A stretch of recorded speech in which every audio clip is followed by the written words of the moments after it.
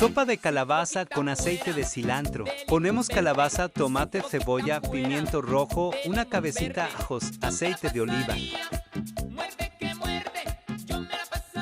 A hornear a 360 por 1 hora.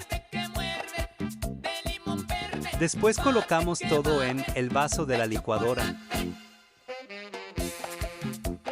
Le agrego sopa de vegetales. Licuamos. Lo vaciamos a la olla.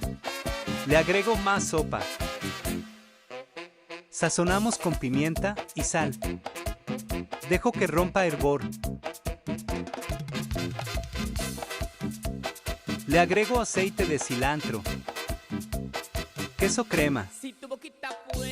Listo a probar.